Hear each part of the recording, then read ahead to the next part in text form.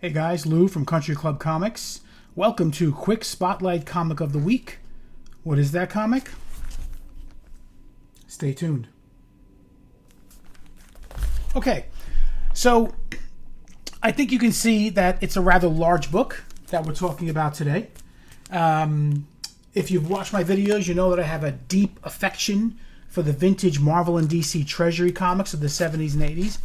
These are the books that got me into comics in the first place, gave me the opportunity to read all those classic stories without the classic story price.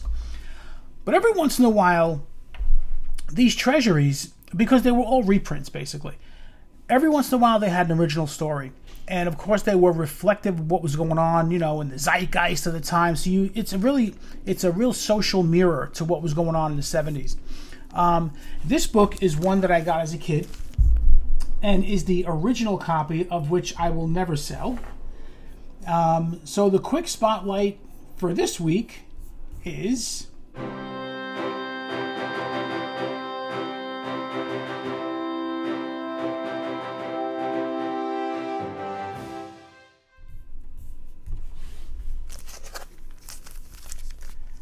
all new collector's edition C56 Superman vs. Muhammad Ali.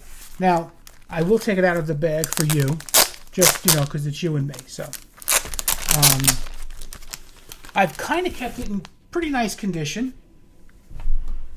Those creases on the end. I actually tried to press these treasury books. Really good success. So if you're into pressing, these are great books to buy that don't look so good on the surface, but then you can quickly turn them into a 2 or 3 grade book with a press. So this is it. It's got a wraparound cover. Very, very cool. This was part of the DC Treasuries. They came later on. And I have to do a little bit of research. I'm not sure if the all-new collector's, because it was limited collector's edition. But the all-new collector's edition, I don't know if there was at least one new story in it, or maybe it wasn't all reprints. I'm not certain. I know there's another one I'll be doing soon. That is a really interesting key issue. But we'll get to that at that time. So my father bought me this book way back in 70. I'm gonna say 76. Is that when this was? Hold on. Let me check the indicia. 1978. Sorry, 1978. I think I spent more time looking at the cover than anything else, than reading the book. I did read the book, and I'll talk about the story very briefly. And I looked at it again. I'm like, wow, my father actually spent $2.50 on this comic. That was the price for this treasury. Highest price for any treasury that was ever issued. And I'm guessing maybe they had to, make up for maybe giving Muhammad Ali a little bit of a cut, possibly, who knows? But thanks, Dad. But before we get to the cover, let's because the cover's everything. Let's get to the story. The story is written by Denny O'Neil, and it was adapted by Neil Adams, and then drawn by Adams, Dick Giordano, and Terry Austin, excuse me. So here's a nutshell story. It opens up with Clark, Lois, and Jimmy going to a playground to interview Muhammad Ali because he's shooting hoops with some kids. They get there, they start talking, and then out of nowhere, because that's what happens in these stories, this alien being comes down to the playground. His name is Ratlar or something like that. And he tells Muhammad Ali, you have to come to our planet to fight our champion. And if you win, we basically won't destroy your planet because you're just ruining everything. You guys, you're always going to war. You're the worst people in the universe. We're going to destroy your planet if you don't beat this champion of ours. Now, Clark, in the interim, sneaks off, of course, becomes Superman, comes back, says, no, he doesn't go. I have to go. I'm the Earth's champion. And then him and Ali get somewhat of an argument about who's the Earth's champion. And Ratlar says, fine, you'll both come. You will fight on our planet, and whoever the winner is will then fight our champion for the survival of your planet. It's very interesting. What they do, though, is, and I have to get this story straight. They take away Superman's powers because they're orbiting a red sun or something like that. So he has no powers. So he has to fight Ali just as a regular guy. Now, Ali, for a short period of time before this fight, they went into a time dimension, and Ali was able to train him for a few weeks, so he had the basics. But, you know, Clark Kent basically now gets in the ring. He has no Superman strength, nothing like that. He gets destroyed by Ali. I mean, come on, let's be real here. Because he has no Superman powers. All right? But then Superman leaves and then comes back, and it's a whole big thing. But what happens is Ali has to fight Hunya, the big champion. He's getting beat, but he comes back, and of course he destroys him, he beats him. But then Ratlar says, I'm going to destroy your planet anyway.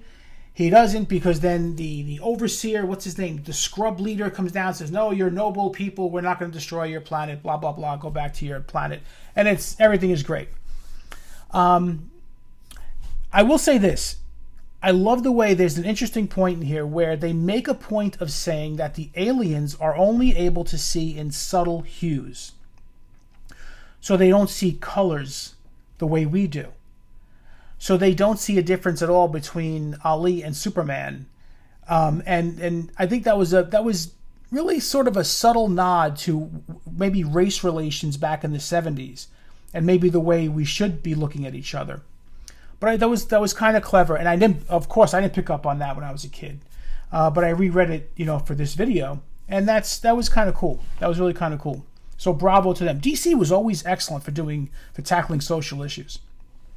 So the story ends with Ali telling Superman he knows he's Clark Kent, and then Superman kills Ali. No, I'm kidding. He doesn't really kill Ali. They become friends, and the story ends with this beautiful poster quality art of Superman and Ali shaking hands, declaring, we're the greatest. For a kid, this is an amazing, amazing story. But the story's cool. The art is great.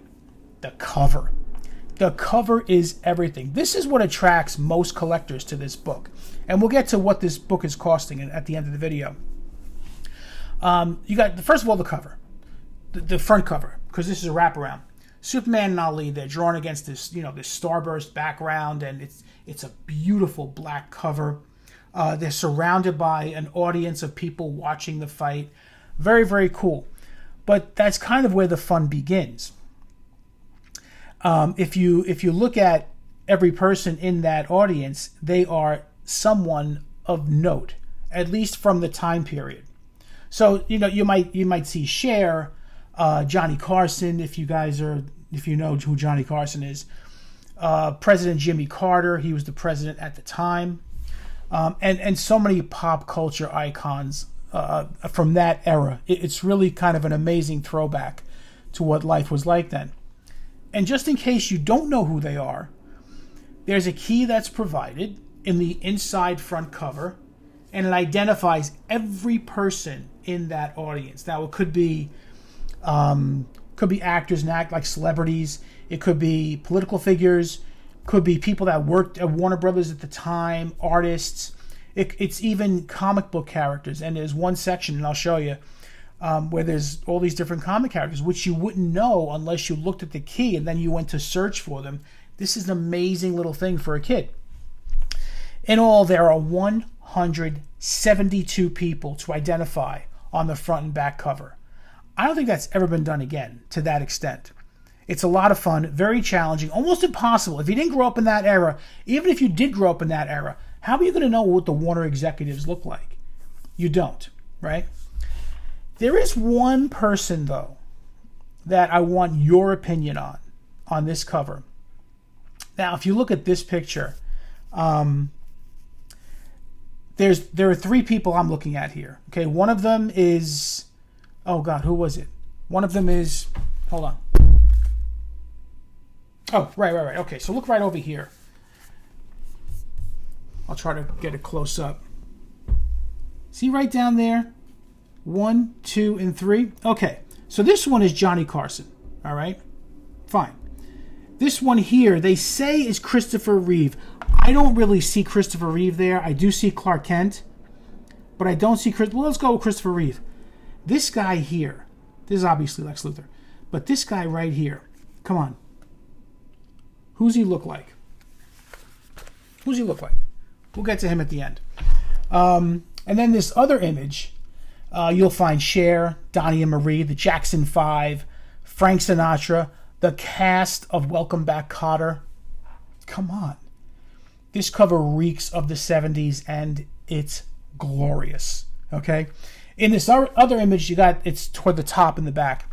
You have Dick Grayson, Dinah Lance, Oliver Queen, and most of the popular DC characters. Just spectacular. All right? So back to that other figure. Who do you think it is? I'll just show it to you again, and I'll put a picture here as well. But hold on, let me get it perfect. Right there. Right there. Now, I'm not sure if he's wearing glasses. I don't think he is. Come on. Personally, I think if you put glasses on that figure, because if you look at the key, it's blank. There's no number. So there are like maybe 3 or 4 people in this drawing that have no numbers on them. And that's one of them. But everybody else has a number and an assignment in the key. That person doesn't. I personally think it's Excelsior Stan Lee. I think it's Stan Lee. And why do I think that? First of all, he's wearing the collar. But again, it's the 70s, granted. But he's got all the looks. He's got the smile. They just didn't put the glasses. And what I'm thinking, and I couldn't find any information on this, maybe you can. What I'm thinking is that Stan Lee didn't give his permission for this.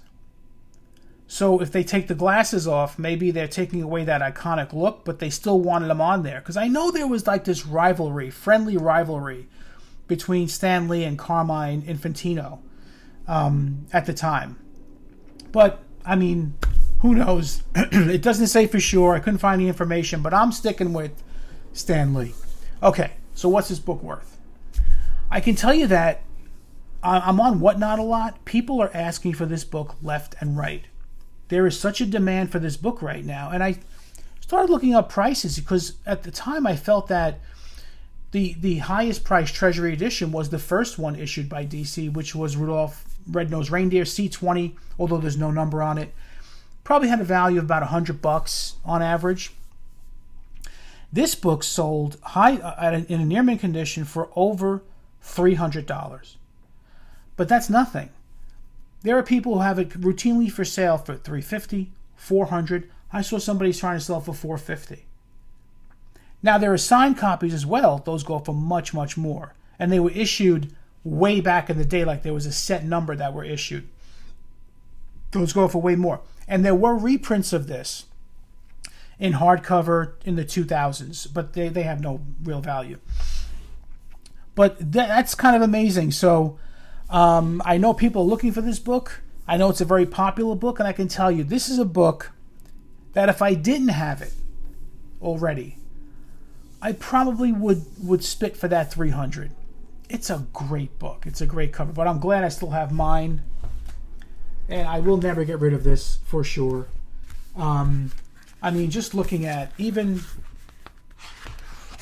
Look at this. I have a picture of this too. I'm going to show you this. This to me is just... Come on. Come on. That should have been a poster. All right, guys. That's a quick Spotlight comic of the week. Hope I didn't take up too much of your time. Please like, subscribe, and comment on this. Maybe you have this book. Maybe you're looking for it. Let me know what you think, and let me know if you think that's Stan Lee. I'd be curious to know. Until then, next week's Spotlight comic of the week. See you.